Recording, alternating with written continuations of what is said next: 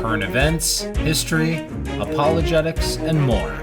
We're making education, families, and America great again. Here's Ray. Well, I guess we got a little late start this morning because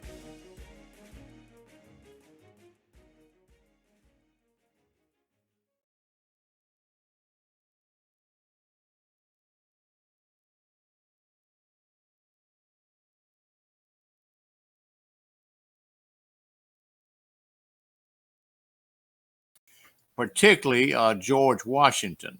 And so I'm going to talk about him today. He was our first president under the new Constitution, and also is considered by many to be the father of our country, or our foremost founding father.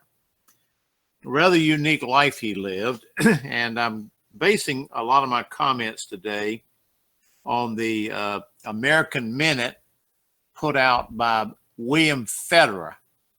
And he's a good friend of mine, and he puts out essays and articles almost once a week on the founders, on our Christian history, as he looks at some world history as well, but always emphasizing the Christian aspects of our history.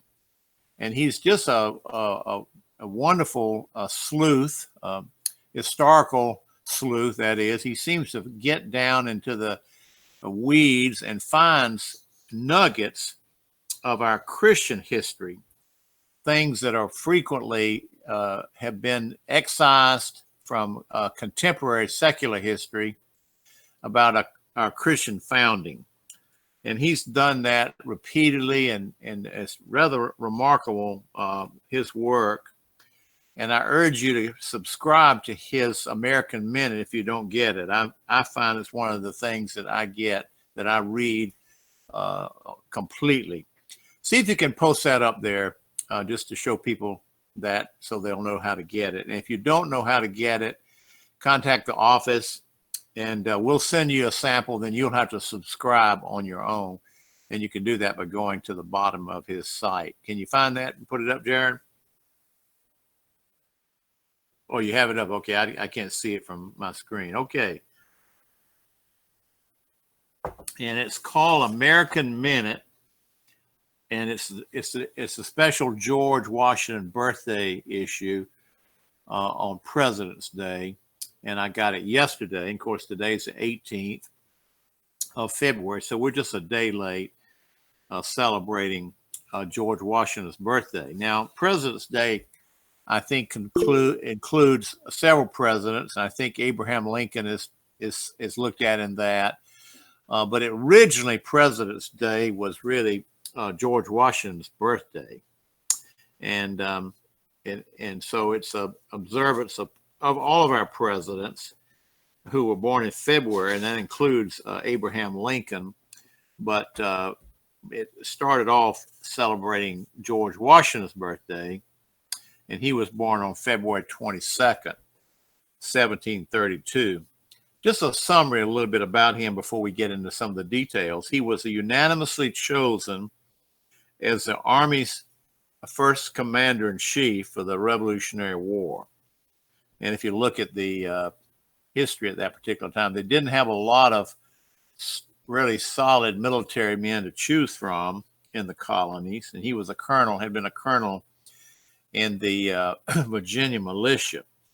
He was later, after the war, the Revolutionary War was successful, and under the new Constitution in 1789, he was chosen as 1787, he was chosen as the president of the Constitutional Convention, which ratified the new Constitution. Prior to that, from 1783 to 1789, our Constitution was called the Articles of Confederation, but then they met and suspended that and created a new Constitution, which is called the U.S. Constitution. And he was the president of the convention. He was unanimously chosen as the first president of the United States under that Constitution, and he served 2 terms. So anyway, that's kind of a very brief summary of his life. and he is really considered by many to be the father of our country, more than any of the other founders, even though that era had some notable men: Thomas Jefferson, James Madison, Benjamin Franklin, John Adams. It just goes on and on with the quality of the leadership that existed in that period. I believe it was Daniel Webster that described that it was a unique moment in world history. He said, where all these notable men clustered together at one time in history and were able to do this great thing that happened with birthing the American Republic. But George Washington was probably the key figure of them all. Okay, a little bit about his background. He was raised in Virginia. He was an Anglican.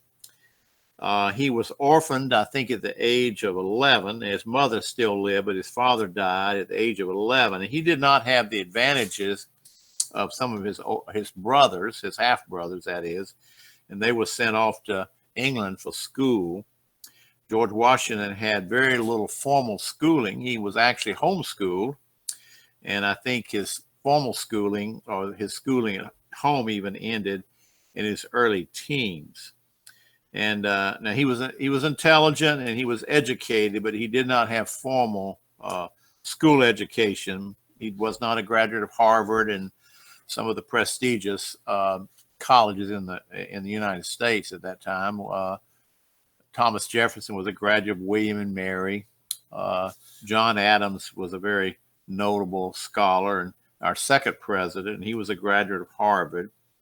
But George Washington was just not educated formally, but he was intelligent and was able to read and write. And if you look at some of his letters and correspondence, it was very well written and well drafted. But he missed out because of the death of his father, and he became a surveyor. I think that was a very honorable profession, and he was given the job, I think even as a 19-year-old, to survey Western Virginia by the governor of Virginia. And that was an exacting profession in those days. And he went out and surveyed the territories west of Virginia. So he was a responsible man. And then later he became an officer in the Virginia militia. And as a 22 or 23-year-old, he was a colonel in the Virginia militia. His brother Lawrence, who was sort of acted as a surrogate father, his older brother Lawrence, a half brother, when George Washington's father died, Lawrence was much older, and he kind of took up the role of being his father. And now he had a very good and godly mother. Mary Ball was her name. And Lawrence took him off to Barbados and to the Caribbean and was going to raise him to be a sailor. Well, apparently Mary Ball, his mother, didn't want that, and so she refused it after a time. But while he was in the Caribbean as a young man, he contracted smallpox. In those days, that was a pretty dangerous thing, and many people died from it, but he didn't. He got smallpox, and so as a result of having smallpox as a young boy, a young man, he was immunized against it. And of course, during the war years, he had many of his soldiers would get smallpox in the camps and died from it. It was like a plague in those days. And he never did have the fear of getting smallpox because he had it as a child or a young man and was immunized. So at the age of 15, he began a career in the British Navy as a cabin boy. Didn't last long. Mary Ball Washington, his mother, said, no, you don't, Lawrence. And she urged him to come home, and his older brother Lawrence, who was in the British Navy, to send him home. And indeed he did. And so as a 16-year-old, as I've already mentioned, he came back to Virginia, and he was employed by Thomas Fairfax, for which Fairfax County, Virginia is named today. and he surveyed the western areas of his estates, and he learned the profession of being a surveyor. And of course, in those days, that was a pretty great job to have and a pretty great profession. And so then, not long after that, Lawrence in 1752 died. His older brother, which was sort of his older half brother, sort of a surrogate father, he died. And so as a young man, George Washington inherited his estate called Mount Vernon. And it made him one of the youngest and richest landholders in Virginia at that time. And I think he was maybe about 19 when that happened, 19 or 20. And if you've never been to Mount Vernon, you need to do it. My wife and I had our children went there some years ago, and it's just an incredible event on the Potomac River. It's the home of President George Washington. It's a national monument today, and very well preserved. And there's a lot to see and do there if you're up in the Washington D.C. area. It's right almost across from Washington D.C. actually. And as you can imagine, Washington D.C. is named after the President George Washington, our first president. So again, I mentioned he got smallpox when he was in Barbados with his brother, but he recovered, and thankfully, and he was always immune. And we've already mentioned it once that more soldiers died of smallpox during the Revolutionary War than died in battle. So it was a very deadly thing. He came back and became a planter and a land surveyor, and was just a gentleman, a farmer. And but during the French and Indian War, and there's some speculation that some of the things that he did when he went in and was going to Fort Duquesne, which was near Pittsburgh today, which was a French fort, scouting it out, and he got into a battle with the French at the Battle of Fort Necessity, it was called, and he lost that battle, and they had to surrender. But it was one of the precipitating events of the French and Indian War, which later became the war in Europe as well in 1763. And some say that George Washington was the first person to be involved in that conflict at the Battle of Fort Necessity. Well, later, the British sent a large force over to invade and conquer the French at Fort Duquesne, and it was, again, near where Pittsburgh, Pennsylvania is today. And they were commanded by General William Braddock, and he was a famous British general, and Washington was a colonel in the Virginia militia, and he was his aide. He was not an officer in the British Army. He was an officer in the Virginia militia, and he accompanied Braddock. And they were marching deep into Indian territory in narrow columns. And Washington strongly advised Braddock against these tactics. But he knew more. He said, "This is the way we fight in Europe." And they had a code of honor and all these things, the way war was conducted in Europe. Well, the Indians and the French in America didn't follow that code of honor, and they didn't conduct war the way they did in Europe. And so this long column marching deep into Pennsylvania at that time, and they were ambushed. And the famous Battle of Monongahela was fought in 1755. See if you can put that up. Monongahela, the Battle of Monongahela, 1755. That's a river in Pennsylvania.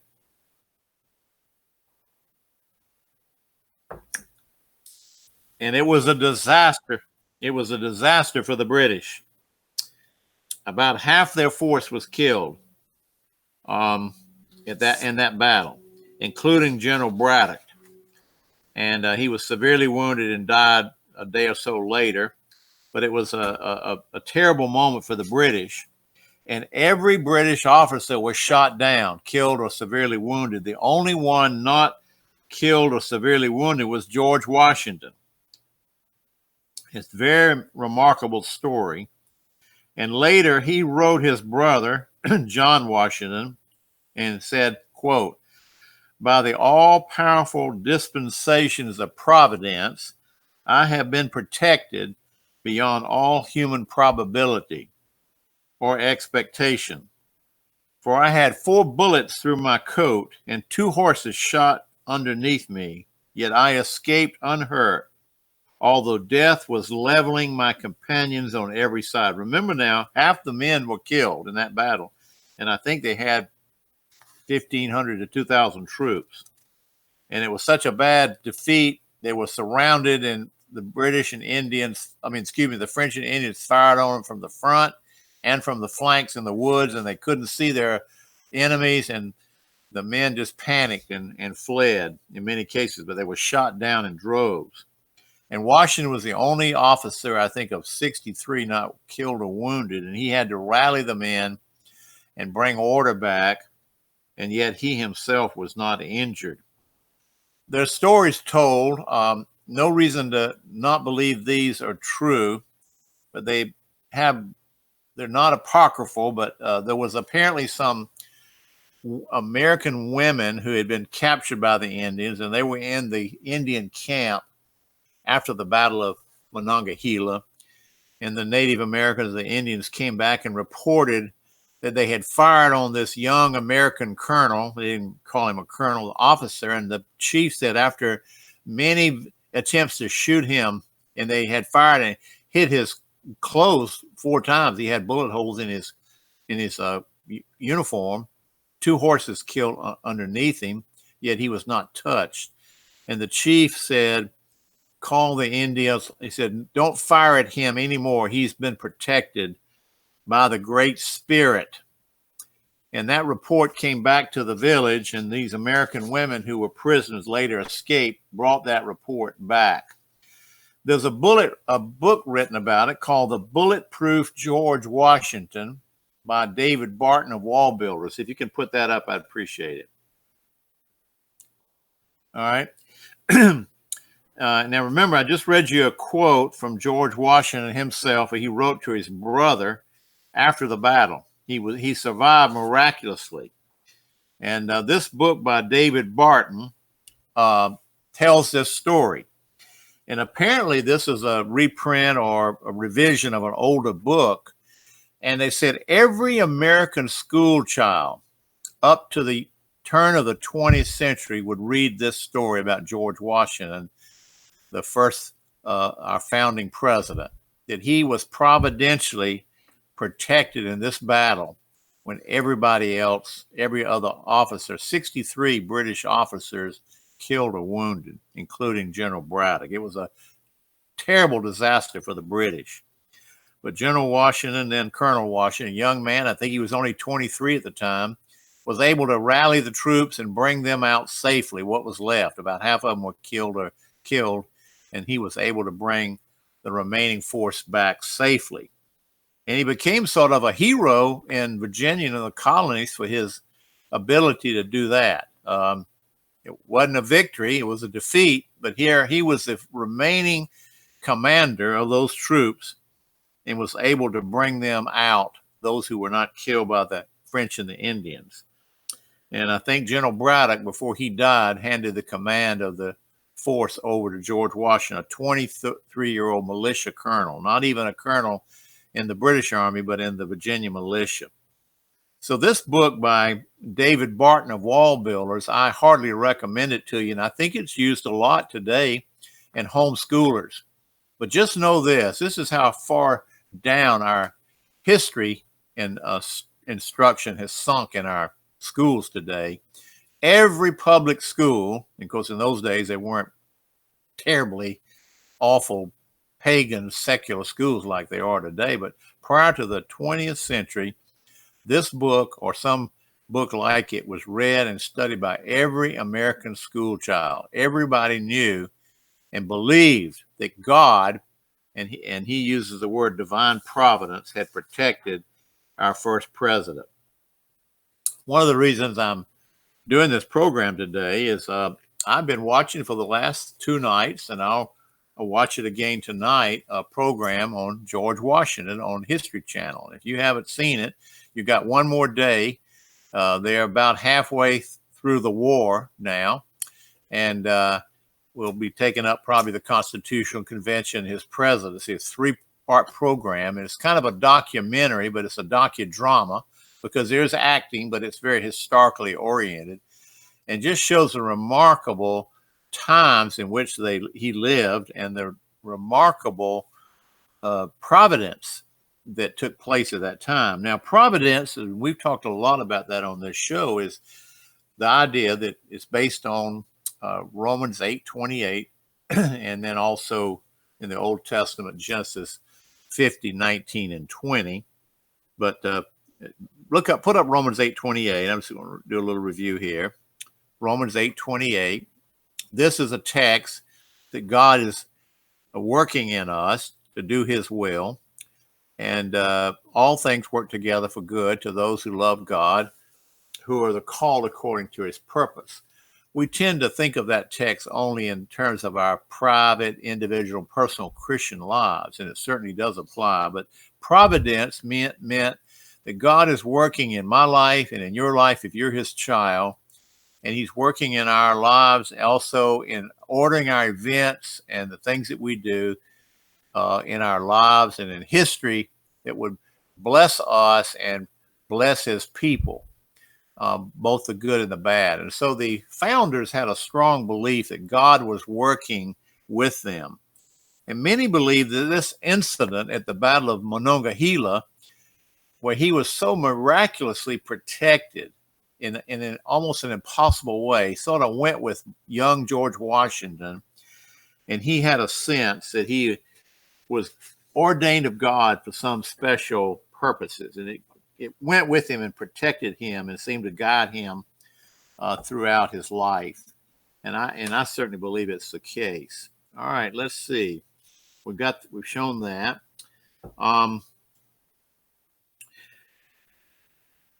There's another case similar at the Battle, I think, of Brandywine.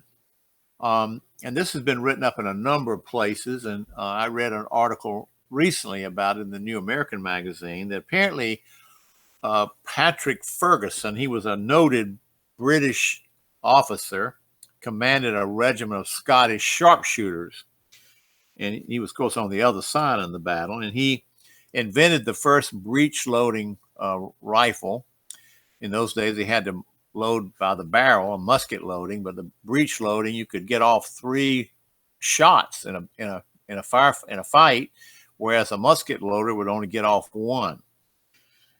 And he was camped in a wood line, and he noticed 2 American officers riding down through the woods, scouting out the battlefield where they would be converging in a day or two. And these 2 officers, one was a senior officer and one was a junior officer. And they did not see Patrick Ferguson, Major Patrick Ferguson, and his men hiding in the woods. And he said as they came, the men stood up to draw a shot on them. Could have just mowed them down. He said, no, that wouldn't be honorable to do that. He said, I'll take them prisoner, because they didn't see Ferguson. So as the men came on, the young officer turned back. They still hadn't seen the British. And the senior general came on, riding his horse, looking around. And suddenly there appeared Ferguson, stepped out of the woods and signaled to the American general. He said, sir, you are my prisoner. And he said the general stopped on his horse, I think 50 feet away or so, looked at Ferguson, and Ferguson had his gun pointing at him. And the general turned on his horse and rode away. Just turned his back on him and rode away. And he said to himself, he reported it later, he said it was such a brave act I could not shoot him in the back. He said, I could have shot him 3 times before he got out of range, but it was such a noble, brave act. It would not have been honorable for me to do that. And the commentator on this article I read said that in God's economy, the way things work in history, sometimes we do things or things are happening that we don't even realize ourselves that we have no control over. In his own mind, he would not shoot an honorable man. Well, later in the battle, it turned out he pointed the man out. He said it was George Washington. He had a chance to put an end to the war right there, and he didn't do it because it was such a brave act, and he was an honorable man. And this is another case. Ferguson was killed later in the war, and there's some belief that it hasn't been proven that happened, but it's most likely it did happen the way it's described. And so George Washington seemed to have a sense of providence, that he was uniquely protected. And we see many times in some of the battles how he would even take risk and ride out in front of his men. And, he could have gotten shot probably other times as well. Well, anyway, at the Continental Congress in 1776, he was chosen unanimously to be the commander-in-chief of the American forces. And he wrote Martha, and he said, "You may believe me, my dear Patsy," that's his wife, "when I assure you in the most solemn manner that so far from seeking this appointment, I have used every endeavor to avoid it. But it has been a kind of destiny," very big on the idea of destiny and providence in his life, "that has thrown me upon this service. And I shall hope that my undertaking it is designed to answer some good purpose. I shall rely, therefore, confidently," Washington says in a letter to his wife, "that Providence," remember, this was not an impersonal name for God. It was a way of describing how God worked in history. He believed in God, "which has therefore preserved and been bountiful to me, not doubting that I shall return safely to you in the fall." Well, he didn't come back for 8 years because the war lasted that long, but he was trusting in providence. And so he goes to Boston and assumes the command of the army. And I'm not going to go into all the details because the war lasted 8 years.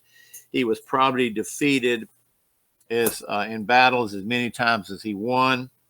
But there were some remarkable things that happened, like at New York in 1776, the British landed and had surrounded his army, and he was about to be crushed.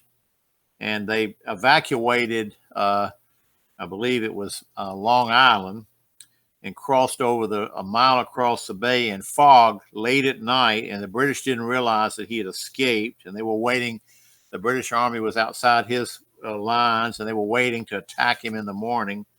And had they attacked him in the morning, they would certainly have lost. But he escaped across the river, and they call it the American Dunkirk. In other words, it wasn't a victory, but he got out. He got his army out, and they escaped. And so he lived to fight another day. Watching the program last night, it was remarkable that the army was disintegrating at that time. They had had nothing but defeats. I mean, the British were the most superior, best army in the world. And he had a ragtag Continental Army, and he had trained them, but they were still mostly civilians at heart, and they weren't able to match up with the British Army in a head-to-head battle. And then he was also badly outnumbered. So throughout 1776, things began to deteriorate even more. And the enlistments of the army were about to end up. Put up the book by David McCullough called 1776.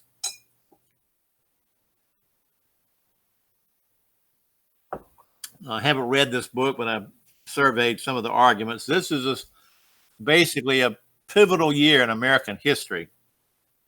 And And so late in December 1776, with the enlistments about to end, in those days you would enlist for a year or two and then you'd go home. And his men were, in December 31st or January 1st, their enlistments were up, and his army would be disintegrating. And he wrote his brother a letter and said, the gig is about up. There had to be something dramatic and unusual to reverse their fortunes. They were losing all the battles, even though the army had escaped from Long Island. They got out. They weren't destroyed, but they were being defeated in battle.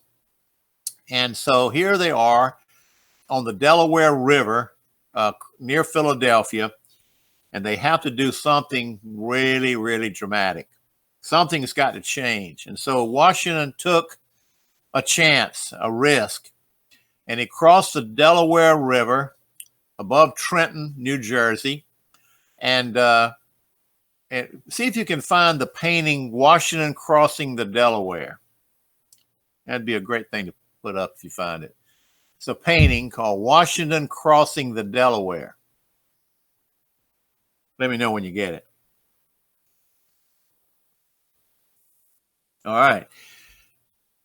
This is, I can hardly look at this painting without choking up a little bit. It's so dramatic. But this was a pivotal moment in American history at that particular time. He took his army across the Delaware in a snowstorm, and they marched on Trenton, the city of Trenton, and attacked the Hessians. They were German professional soldiers in the British Army, and defeated them, killed a bunch of them, and captured 900, and it revived the American cause. America, the civilian population, the army, they had been defeated at every turn and had barely escaped at Long Island. And so suddenly Washington had a victory the day after Christmas.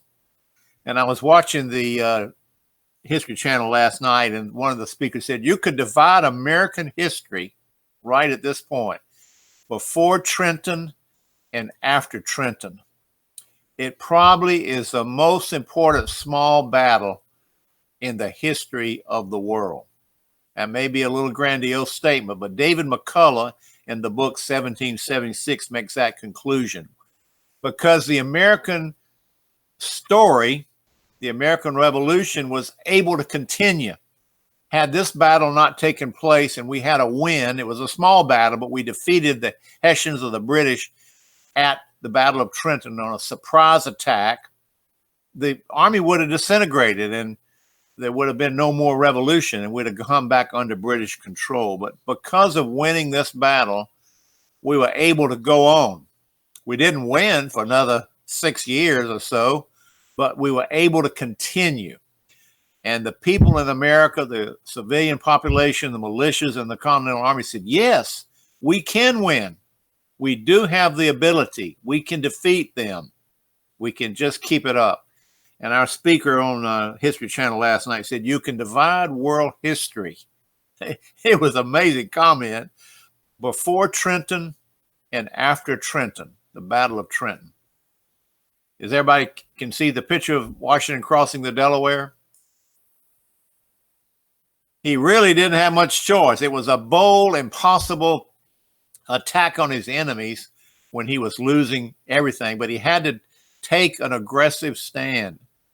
And again, we think the man had this overwhelming belief that God had destined him. He was being protected by providence, and it kept him going in discouraging moments. Ordinary men would have probably collapsed under the pressure of what he was experiencing here.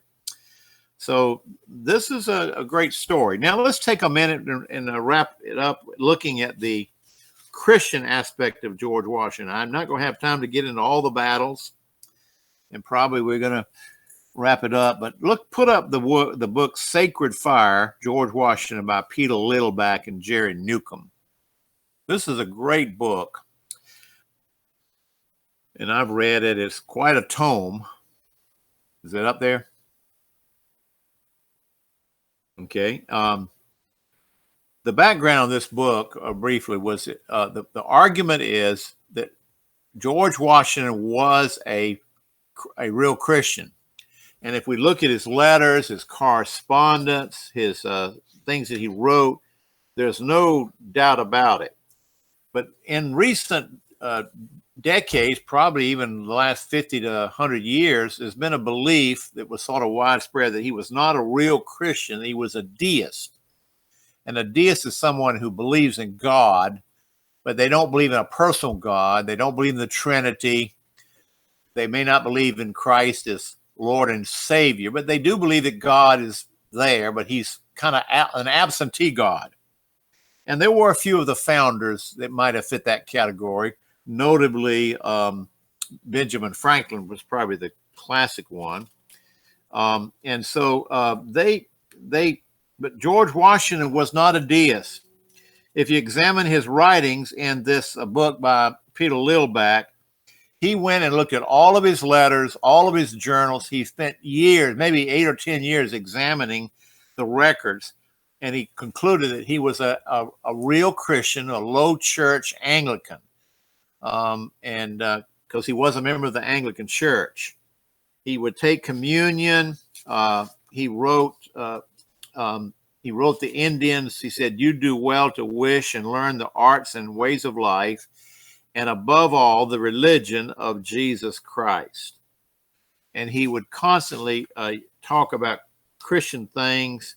He had strict rules of the army. He put chaplains in the army. One of the first things he did in 1776 was commission chaplains to serve in the army, that the men would be able to hear the gospel. So we believe from this book that he was, and it's an exhaustive book, and I think it's put to silence all the claims that many secularists have made that George Washington was not a real Christian. He was a deist. Well, Peter Lillback laid that to rest once and for all. And the way it came about was Peter Lillback was a prominent Presbyterian pastor in Philadelphia. This is probably 25 years ago when he started working on it. He wrote a letter to the editor making some claim about the founders being Christians, particularly George Washington being a Christian. And 2 local professors in the law school wrote this scathing, denunciatory letter making fun of him because he was so ignorant. Here was a Presbyterian minister of a very large, prominent church, so ignorant as to make a claim that George Washington was a Christian when everybody knows he was a deist. And they didn't just disagree with Dr. Lillback, and he's a very prominent pastor today and was president of a very large seminary in Philadelphia. They could have disagreed with him, but they heaped abuse and ridicule and scorn on him. And he said, whoa, he was embarrassed by it. I mean, here you are, very prominent pastor in the city, and these 2 professors are making fun of you in the Philadelphia papers. Well, it set him on a search. They might have been smarter just to disagree with him and not make fun of him, ridicule him, and try to humiliate him like they did. But that's what they did.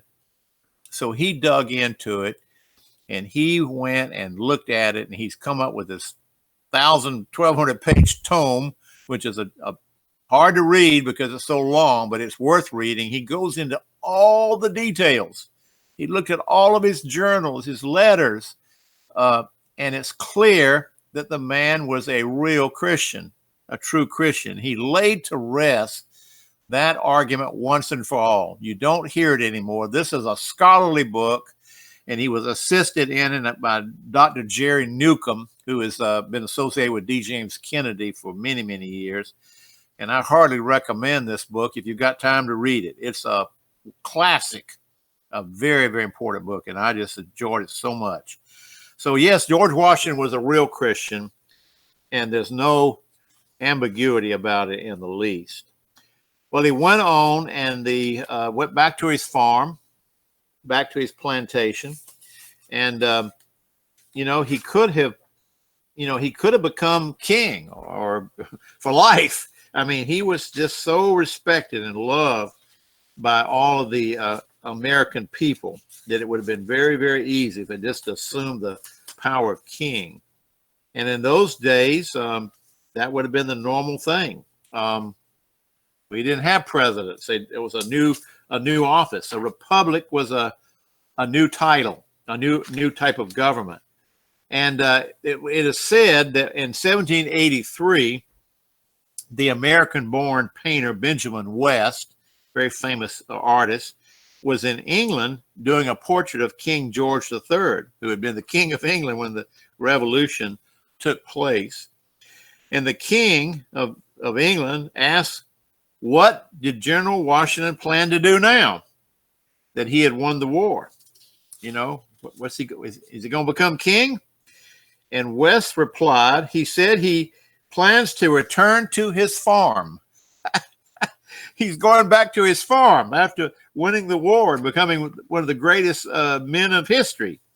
And the King of England said, if he does that, he will be the greatest man in the world.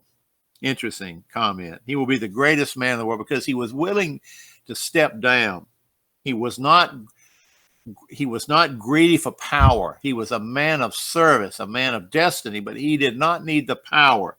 He did not need the prestige. Poet Robert Frost, a great American poet, said this. He said, I often say that George Washington, he was one of the few men in history of the world who was not carried away by power. Charles Adams, who was a grandson of John Adams, a contemporary of George Washington, said this, more than all, above all, Washington was a master of himself. If there had been one quality more than another in his character, which may exercise a useful control over the men of the present hour, it is a total disregard of self when in the most elevated positions of influence and example. He was not concerned with the power, the prestige, but service. He was a man of service. And so after the Articles of Confederation failed as a constitution, they reconstituted and had a new constitution. He became chairman of that constitutional convention and then was selected as the first president of the United States. And he served 2 terms only. He probably could have served more terms, but he said 2 is enough. And he set that pattern. And so we've not had any president but one serve more than 2 terms. Franklin Roosevelt was the only one, the only exception there. And then his farewell address in 1796, he made this statement. And his farewell address doesn't get the attention among his statements that it should. George Washington said this, he was always very concerned about the religious, moral disposition of the country and his troops when he was a commander. He said, of all the dispositions and habits which lead to political prosperity, religion and morality are indispensable supports. In vain would man claim the tribute of patriotism, who should labor to subvert these great pillars of human happiness. Religion and morality are indispensable supports for culture and society. And of course, we see now how many political leaders today are trying to tear that down. And what kind of culture would they have? Let me go back and pick up one incident. I did mention the Battle of Yorktown. I came across a story about Washington recently, and I had never seen it. I've studied his life quite a bit, and it's always been very fascinating to me, of all the founders, more than any other, that he had fought the British. The Revolutionary War lasted about 8 years, and we began to start winning toward the end. But it was a rough slog, and until the French entered, the French came in as our ally. And this is depicted in the History Channel. If you haven't seen those, there's one more that'll be on tonight, the final one, and I'll be watching that. It starts about 8 o'clock. But it showed that when the French came into the war with aid, ammunition, troops, food, money, that we then knew we had a chance to win. But what happened at the Battle of Yorktown, Cornwallis was the British commander, and he was a very good British commander. He had defeated the Americans in the South, in South Carolina. We lost Charleston, He defeated the American Continental Army at the Battle of Camden. It was a total rout. And so Cornwallis and the British had complete control of the South and North Carolina, and they were trying to wrap up the war in the South. So George Washington commanded the army in the North, in New England, Pennsylvania, New Jersey, in that area. But the army in the South had been, in the Continental Army in the South, was just beaten badly. And so at the Battle of Kings Mountain and Cowpens, these were small battles of several thousand, the Americans won these battles. And so Cornwallis decided to retreat up to Virginia and camp at Yorktown. Yorktown was a major port where he could evacuate his army if he needed to. And he was there. It was a very safe place. And one of the few times in world history, the French Navy defeated the British Navy off of the Chesapeake Bay and blockaded the English or the British at Yorktown. They couldn't escape by sea. And Washington marched in and surrounded them on the land side. But it was not complete. They had them surrounded, but they hadn't had them totally pinned in. And they say that George Washington was a man of some dignity. He didn't lose composure. They said he had a bad temper. He would sometimes get angry, but he was, he didn't cut up. He wasn't a jokester. He didn't slap around, and he was always kind of kept dignity in front of his men and his officers. And when he was waiting on French General Rochambeau, commanded the French forces at Yorktown, and he realized the French were on one side of a river coming across by boat, and they were going to link with the American army at Yorktown. And he realized at that moment that he was going to win, because he knew they had him pinned in Yorktown. The British could not escape. And this is a little known story, but apparently he began to jump up and down on the dock, waiting for the French to come across, waving his hat and acting very un-Washington-like. He was just happy and showed it. He couldn't restrain himself. And his colonels and officers around him were just surprised to see such a joyful expression by their general, who never lost his composure, always kept his dignity. And it was because he knew he was going to win at Yorktown. And indeed, that's exactly what happened. Okay, we'll stop at this point. We do have about 5 minutes left. We got a late start, but maybe we have some comments. But this is President's Day, and we're just talking about our first president. And Light Horse Harry Lee said about him at his funeral, first in war, first in peace, and first in the hearts of his countrymen. Can you find that quote? First in war, first in peace, and first in the hearts of his countrymen. I doubt that we would have the United States of America if there hadn't been a George Washington.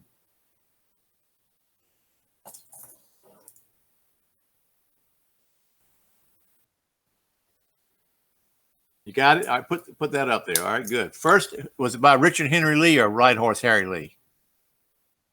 And that's Light Horse Harry Lee was a colonel in the Continental Army, and he happened to be the father of General Robert E. Lee, a great man himself. First in war, first in peace, and first in the hearts of his countrymen. This was said of General George Washington at his funeral. Okay. Well, I'll take a comment or two with the few minutes that we have left.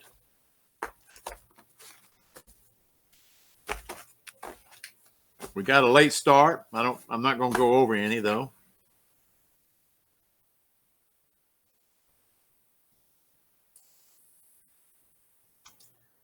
Okay, well, I'll just go ahead and sign off right now. Thank you for being with us today, and we try to keep these Tuesday morning programs up, and we tried to bring in some spiritual concepts. The word providence, we talk about it a lot here, and George Washington used that word quite a lot in his life. He realized that God's providence was working in his life, and also the life of our country.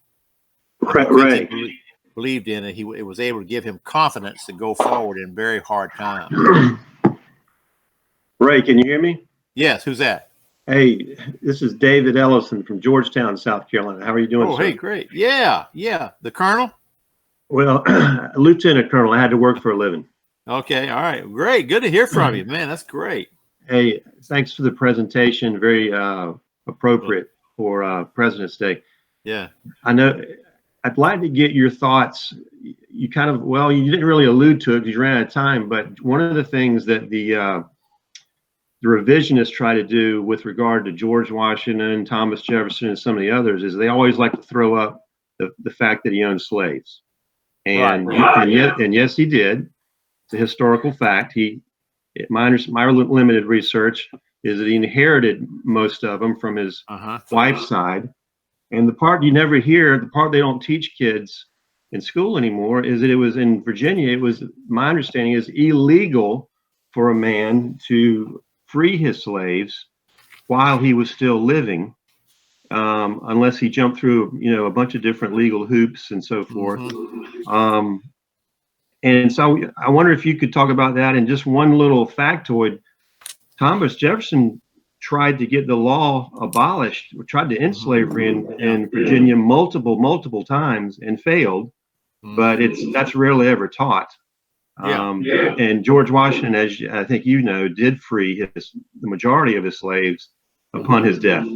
Yeah, that's good. I'm glad you brought that up. I actually had in my notes, I just ran out of time, and it's hard to talk a lot about it without, because it was a bad system, but they all inherited it. I'm certainly not defending it.